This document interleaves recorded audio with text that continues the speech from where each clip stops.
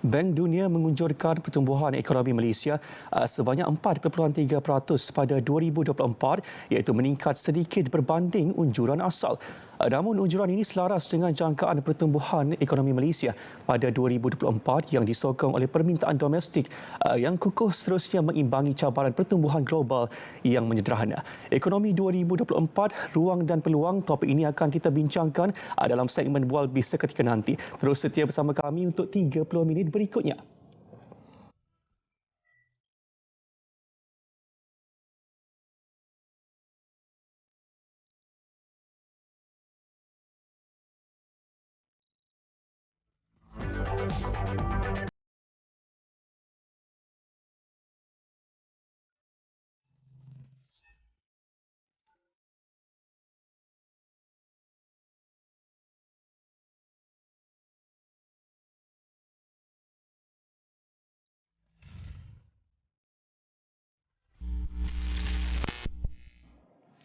Assalamualaikum, salam Malaysia Madani.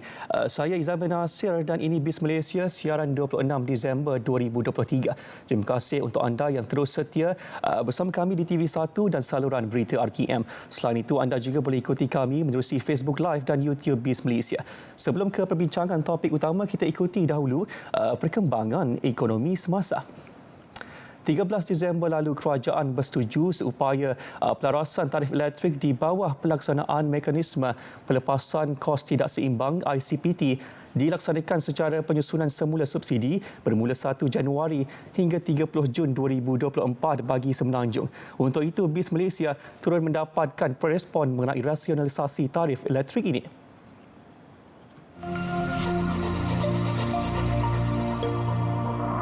Strategi kerajaan merasionalisasikan tarif elektrik adalah untuk menyalurkan semula struktur sistem subsidi negara, iaitu terutama kepada sistem subsidi elektrik hanya untuk membantu golongan yang memerlukan. Kerajaan juga memberi jaminan bahawa ia tidak akan memberi kesan kepada pengguna domestik, khususnya kepada golongan miskin dan juga sederhana. Strategi ini bakal menjimatkan kos perbelanjaan kerajaan iaitu sehingga sebanyak 4.6 bilion ringgit setahun. Pelarasan tarif elektrik ini disebabkan oleh perubahan harga bahan api global iaitu mekanisme pelepasan kos tidak seimbang ICPT. Pelaksanaan subsidi elektrik domestik akan berdasarkan kepada tahap penggunaan elektrik dan juga semakan tarif melalui mekanisme ICPT. Jun lalu kita lihat kerajaan mengumumkan penggunaan domestik dengan penggunaan elektrik bulanan sebanyak 1,500 kWh ataupun RM708 ke bawah tidak akan mengalami sebarang kenaikan tarif elektrik. Malah kalau kita lihat hanya pengguna domestik yang menggunakan elektrik melebihi 1,500 kW ataupun melebihi RM708 sebulan akan dikenakan surcharge sebanyak 10 sen kWh.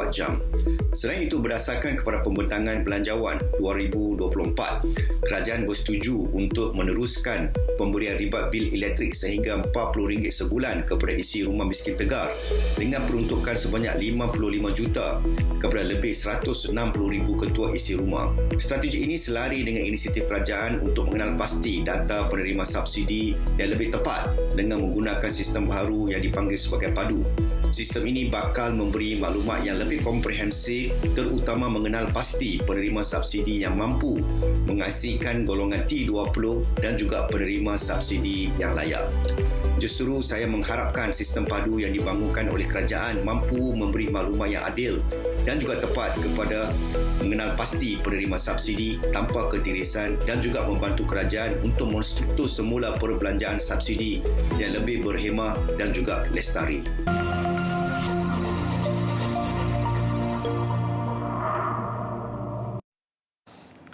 Saudara, ekonomi penjagaan akan dipertingkat untuk mengukuhkan jaringan keselamatan sosial negara untuk tahun mendatang. Ia bagi memastikan golongan sasar mendapat akses dan perkhidmatan berkualiti tinggi. Menteri Pembangunan Wanita, Keluarga dan Masyarakat Malaysia KPWKM Datuk Seri Nancy Shukri berkata ia meliputi penjagaan kanak-kanak hingga warga tua. Tegas beliau, matlamat ini memerlukan kerjasama kolektif termasuk daripada agensi kerajaan dan swasta serta pertubuhan bukan kerajaan NGO. Dalam pada itu, Datuk Seri Nancy menambah perniagaan dan sokongan orang kurang upaya OKU juga menjadi salah satu perancangan KPWKM untuk masa akan datang. Seterusnya kita tinjau prestasi pasaran bersama PNV Investment diikuti harga komoditi setakat tengah hari tadi.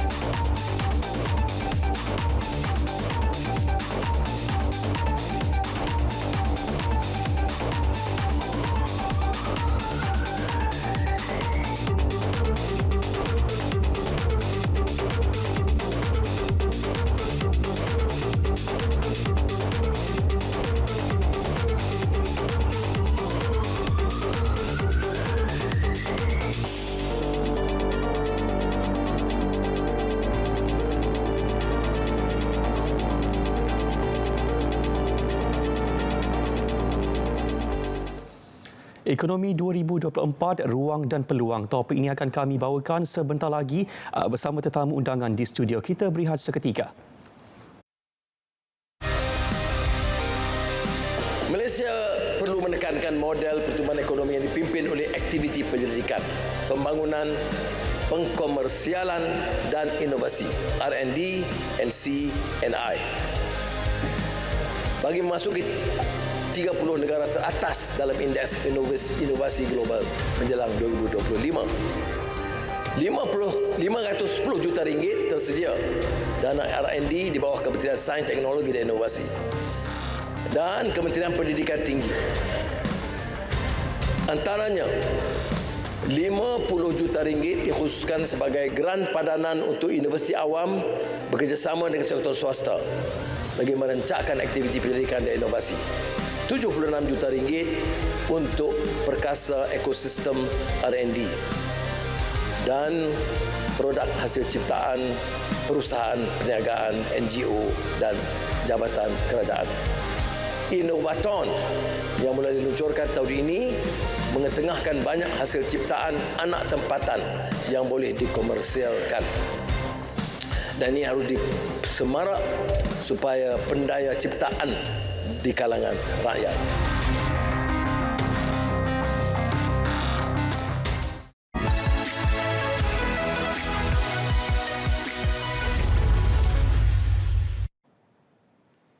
Saudara, laporan tinjauan ekonomi 2024 melihatkan dalam menuju 2024 ini, Malaysia menghadapi prospek ekonomi global yang mencabar di samping kekangan fiskal negara. Walau bagaimanapun, belanjawan 2024 menjadi aspirasi besar dalam memberi fokus kepada menjayakan pelaksanaan inisiatif dan pembangunan segera sebagai langkah awal dalam merealisasikan kerangka ekonomi madani. Bagi membincangkan mengenai ruang dan peluang ekonomi 2024, telah pun bersedia di studio di talian ketika ini Profesor Madya Dr. Yusof Syari dari Penasihat Ekonomi Kementerian Sumber Manusia dan Emeritasi Emiriah Arab Bersatu. Ekonomi 2024, ruang dan peluang. Prof, apa khabar di sana, Prof? Khabar baik, Izamil. Terima kasih kerana beri ruang di hujung-hujung tahun 2023 untuk saya memberi pandangan lontaran berkaitan dengan ekonomi Malaysia. Sama-sama, Prof. Baik, mungkin permulaannya, Prof, bagaimana Prof menjangkakan lanskap ekonomi global dan khususnya Malaysia di tahun 2024 ini, dan adakah akan terdapat trend khusus yang patut diperhatikan? Izamil, kalau kita lihat bermula, kalau kita ambil naratifnya bermula daripada bajet 2024 yang dibentangkan pada beberapa bulan yang lepas, Malaysia 2024 kita dijangka untuk mencapai pertumbuhan ekonomi KDNK-nya sekitar 6.5%. Ini berbanding dengan jangkaan 2023 dalam sumber yang sama mensasarkan 5.8%. Maksudnya kalau ikut bajet 2024 kita akan menyasarkan pertumbuhan yang lebih baik pada tahun 2024 daripada 5.8% hingga 6.5% anggarannya. Baik, tetapi kita kena perkara seterusnya kita kena juga mengambil maklum bahawa Malaysia sebuah negara kecil yang berdagang dan gerak lestari dan juga tindakan ekonomi luar, terutamanya ekonomi kuasa besar, juga mempengaruhi Malaysia, ya, kerana kita sebuah negara yang terbuka dan berdagang. Kalau kita lihat daripada unjuran IMF, ya, tahun ekonomi Malaysia pada tahun 2024 dijangka bertumbuh sekitar 4.3%. Kalau kita lihat World Bank, mereka mengunjurkan pertumbuhan Malaysia 4.5%. Kalau kita lihat daripada dua agensi utama ini, ya, Zamir, kalau kita berbanding dengan tahun 2023, mereka menyasarkan pertumbuhan yang lebih rendah, iaitu kalau kita tengok World Bank, kalau tahun 2023 mereka menyasarkan sekitar 5.5%, ya. Kalau tak silap saya, untuk akan datang lebih rendah, 4.5%. Jadi secara keseluruhannya ekonomi global juga menjangkakan tahun 2024 lebih rendah berbanding dengan tahun 2023. Jadi apa perkara penting yang kita perlu ambil dekat sini, kalau kita lihat tadi ada sedikit perbezaan di situ, kalau di mana dari segi konteks Malaysia, kerajaan Malaysia kita menyasarkan pertumbuhan tahun hadapan 2024 lebih baik. Tapi badan-badan dunia menunjukkan ekonomi global dan juga ekonomi Malaysia dijangka akan bertumbuh lebih perlahan tahun 2024. Jadi dekat sini adalah juga penting untuk kita melihat juga untuk kalibrasi semula berkenaan dengan kedudukan negara kita pada tahun 2024. Ini penting untuk memastikan bahawa kita tidak overshoot dan juga kita tidak underestimate keadaan-keadaan yang tertentu, kerana ini boleh mempengaruhi kedudukan fiskal kerajaan dan juga kedudukan ekonomi rakyat di bawah sana. Dalam masa yang sama, Zamir, terdapat trend, kalau kita lihat trend khusus, soalan Zamir juga bertanya tentang trend khusus tadi untuk 2024 dan juga ke depannya.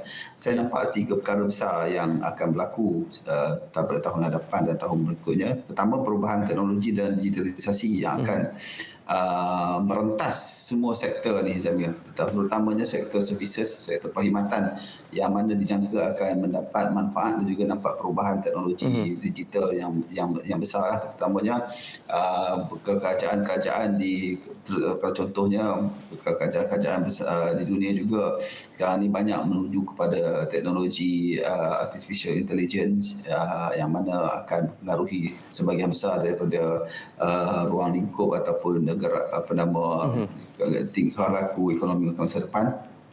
Kedua, kita tidak boleh lupakan isu yang penting, geopolitik dan juga isu perdagangan antarabangsa. Yang ini trend yang akan mempengaruhi ekonomi kecil, ekonomi di masa depan. Dan kita memahami bahawa geopolitik ini telah bermula sejak peperangan Rusia dan Ukraine, kini telah meningkat dan tension itu juga nampaknya sedang meningkat. Jadi kita harapkan tension itu dapat dikurangkan di masa depan supaya ekonomi lebih memberi ruang pada ekonomi untuk bertumbuh dengan baik. Dan yang perkara yang ketiga, kita jangan lupa bahawa perubahan iklim dan juga alam sekitar akan mempengaruhi gelagat ekonomi pada masa depan, terutamanya negara-negara maju, terutamanya negara-negara dunia sedang menyasarkan penurunan carbon emission dan juga untuk mencari kelestarian alam sekitar, dan juga permintaan sudah wujud, permintaan dan juga peralihan ekonomi kepada ekonomi yang lebih sustainable, iaitu lebih lestari di masa depan, dan ini akan mempengaruhi sikit sebanyak gerak kerja kita, Zamir. Maksudnya kat sini sudah masa untuk kita juga mencari ruang untuk memaksimalkan bagaimana pengeluaran kita, semua sektor pembuatan, bagaimana untuk mengeluarkan produk yang lebih lestari di masa depan, dan juga bagaimana sektor perkhidmatan itu sendiri lebih lestari di masa depan. Dan yang penting adalah negara menuju kepada arah negara ekonomi hijau, kita panggil.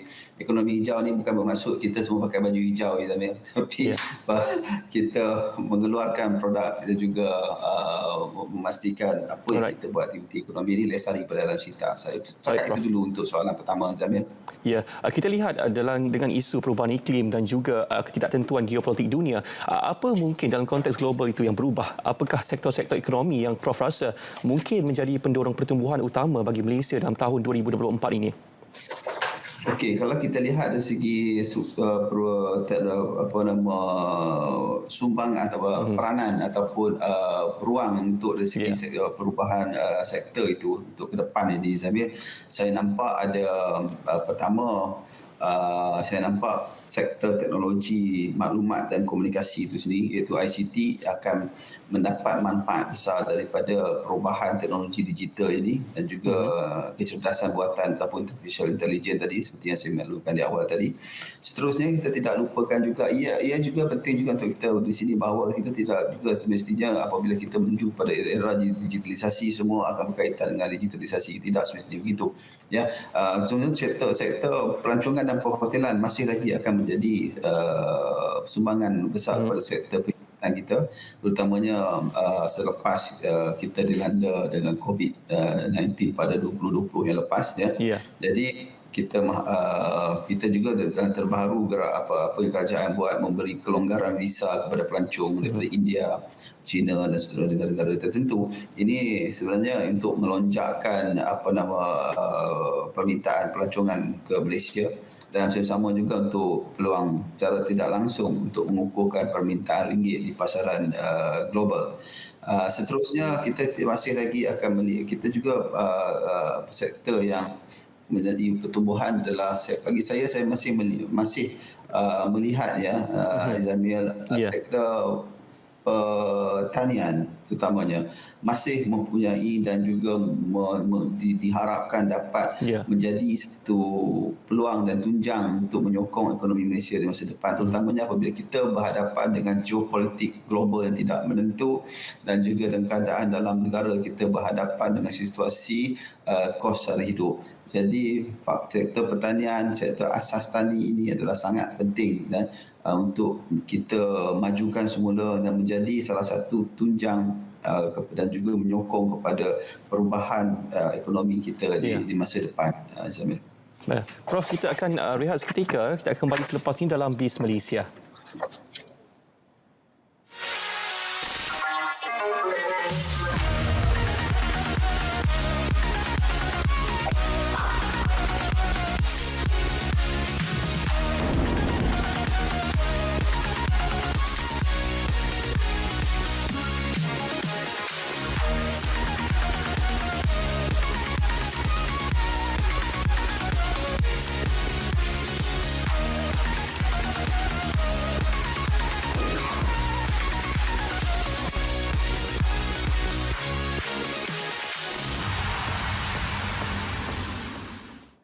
Kembali dalam BIS Malaysia hari ini, ruang dan peluang ekonomi 2024. Baik, kita teruskan, Prof. Mungkin kita lihat dengan ketidaktentuan geopolitik seperti tadi yang telah pun kita bincangkan mempengaruhi ekonomi dunia dan Malaysia. Mungkin apa langkah-langkah yang boleh diambil untuk kita mengurangkan risiko-risiko tersebut, Prof? Antara langkah yang saya lihat dari segi ada dua langkah utama. Yang pertama dari segi kita lihat dalam konteks kita negara dalam konteks domestik. Pertama, kita kena uruskan fiskal kita dengan baik dan juga berhati-hati. Ini bermakna bahawa kerajaan perlu lebih berhati-hati dalam melihat ruang fiskal yang ada. Peningkatan cukai dalam bentuk peningkatan pendapatan ataupun revenue kerajaan melalui cukai juga perlu dipertimbangkan untuk dilihat yang lebih baik supaya ini untuk mengukuhkan kedudukan fiskal kerajaan.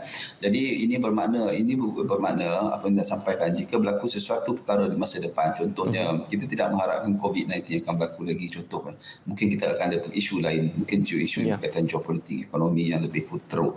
Jadi pada ketika itu kurang-kurangnya keadaan fiskal kita lebih pada itu kukuh dan ini membolehkan tindakan-tindakan utama, tindakan untuk menstabilkan ekonomi itu dapat dilakukan kerana kedudukan fiskal kerajaan yang kukuh. Itu yang pertama. Baik, yang kedua, kita tidak boleh lari daripada situasi yang mana pihak kerajaan perlu untuk mencari sumber pertumbuhan baru Malaysia bagi menyokong sumber pertumbuhan yang sedia ada. Contohnya bagaimana kita untuk memanfaatkan ekonomi hijau seperti yang kita bincang di awal tadi. Begitu juga bagaimana kita untuk memanfaatkan sumber ekonomi biru contohnya. ekonomi biru ataupun ekonomi maritim, yang ekonomi yang di lautan, contoh bagaimana untuk kita manfaatkan perkara ini. Kerana di Malaysia ni kita mempunyai keunikan dari segi sumber yang kita belum terokai sepenuhnya. Jadi amat penting untuk kerajaan tidak boleh terlalu bergantung kepada perubahan sumber pertumbuhan yang sedia ada, kena mencari sumber pertumbuhan baru untuk menyokong pertumbuhan sedia ada, ya. Ini untuk memastikan kita kekal untuk stabil di masa depan. Baik, itu antara dua perkara dan peringkat domestik. Peringkat luaran yang saya nampak apa yang kita boleh lakukan adalah kita perlu untuk juga mencari rakan-rakan dagangan baru, rakan-rakan dagangan baru yang boleh seperti matlamatnya untuk memperluas perdagangan kita, dalam sama untuk mencari kestabilan dan juga untuk mencari sumber sokongan jika berlaku sebarang perkara yang berkaitan dengan geopolitik, ya. Mungkin juga kita contohnya kita mungkin boleh melihat sumber bagaimana untuk memanfaatkan blok perdagangan bridge, iaitu Brazil, Rusia, India, China dan juga Korea Selatan ini, ya, semua ataupun juga selain daripada G20 lah, blok bridge juga perlu dilihat bagaimana untuk kita manfaatkan perdagangan kita dengan negara-negara luar. Yang penting kat sini kalau kita nak tahu, ya, Izami, untuk negara luar ni bagaimana keadaannya, elok kalau Malaysia, kerajaan kita ataupun badan-badan think tank pemikir di Malaysia ini untuk menyasarkan 20 tahun ke depan, 30 tahun ke depan corak perdagangan dunia bagaimana. Jadi kita dah tahu corak, kita tahu sikit maklumat berkenaan masa depan, walaupun kita bukan jadi pak nujum di sini. Kadang-kadang kita perlu intelijen juga untuk melihat, untuk anticipate ke masa depan supaya kita prepare masa sekarang, ya. Itu yang saya nak sampaikan.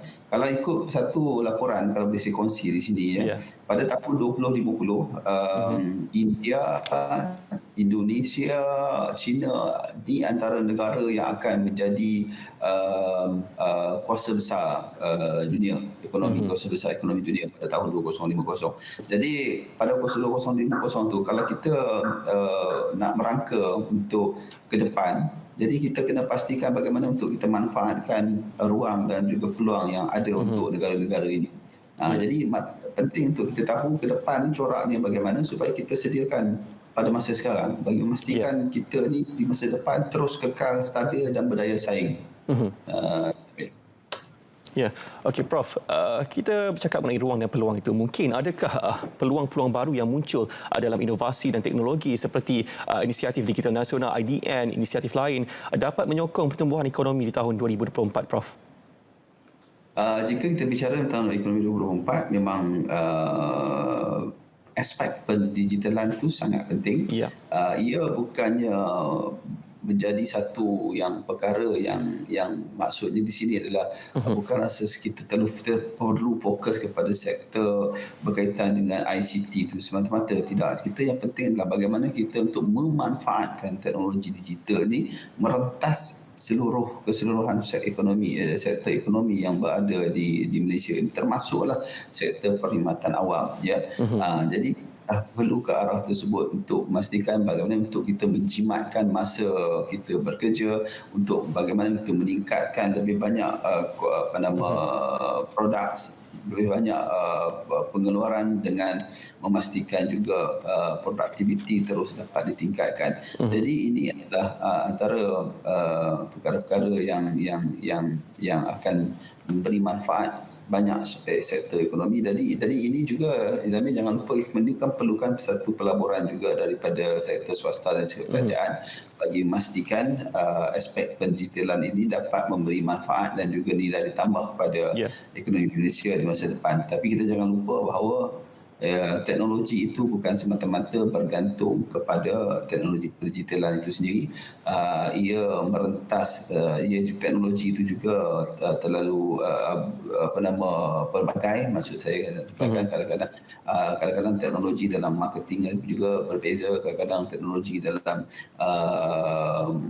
mengadaptasi cultural ataupun budaya juga berbeza-beza. Jadi bagaimana untuk kita memastikan teknologi yang baik untuk boleh digunakan. Kalau saya lihat kalau satu laporan dikeluarkan oleh World Economic Forum, mereka menyasarkan 10 teknologi yang akan menjadi permintaan utama dalam global dalam masa tahun 2024 dan ke atas ni. Salah satu yang saya ingat adalah salah satunya teknologi pendigitalan, betul. AI, termasuk AI, salah satu perkara yang saya ingat juga, yang masih saya ingat bila saya baca tu Izamil, saya kongsi sini adalah bateri yang fleksibel, Izamil. Bateri yang fleksibel, contoh pengeluaran bateri yang fleksibel ini yang memenuhi tuntutan keadaan tertentu. Saya difahamkan kalau pembacaan saya, bateri digital ini juga nanti satu masa boleh dipakai di baju, dilekatkan dan menjadi satu peranti yang akan memanaskan badan ketika di waktu musim sejuk. Jadi mereka pergi ke arah memikirkan teknologi sedemikian. Jadi ia tidak terhad pada pendigitalan saja. Mana-mana teknologi yang dapat memperbaiki hidup dan juga memperbaiki keadaan ekonomi itu pun akan menjadi satu yang permintaan tinggi. Dan kalau saya teringat bila saya bercerita tentang bateri yang fleksibel tadi, Izamil, saya terfikir bahawa Malaysia mungkin mempunyai manfaat daripada situ kerana kita ni dikenali sebagai pengeksport produk elektrik dan elektronik yang utama di dunia. Baik Prof, kita harapkan supaya Malaysia 2024 nanti terus berkembang pesat ekonominya dan terus orang kata berdaya tahan bersaing dengan negara-negara ASEAN yang lain dan juga negara-negara global supaya kita letaknya Malaysia itu di tempat yang sebenarnya. Baik, terima kasih banyak kita ucapkan kepada Profesor Dr. Yusof Syari dari Penasihat Ekonomi Kementerian Sumber Manusia dan Emiritasi Emiriah Arab Bersatu. Terima kasih Prof. Terima kasih Zamil. Malaysia perlu menekankan model pertumbuhan ekonomi yang dipimpin oleh aktiviti penyelidikan, pembangunan, pengkomersialan dan inovasi R&D, NC&I. Bagi memasuki 30 negara teratas dalam indeks inovasi global menjelang 2025. 510 juta ringgit tersedia dana R&D di bawah Kementerian Sains, Teknologi dan Inovasi dan Kementerian Pendidikan Tinggi. Antaranya 50 juta ringgit dikhususkan sebagai geran padanan untuk universiti awam bekerjasama dengan sektor swasta bagi merancangkan aktiviti pendidikan dan inovasi. 76 juta ringgit untuk perkasa ekosistem R&D dan produk hasil ciptaan perusahaan perniagaan, NGO dan jabatan kerajaan. Innovaton yang mulai diluncurkan tahun ini mengetengahkan banyak hasil ciptaan anak tempatan yang boleh dikomersialkan. Dan ini harus disemarak supaya pendaya ciptaan di kalangan rakyat.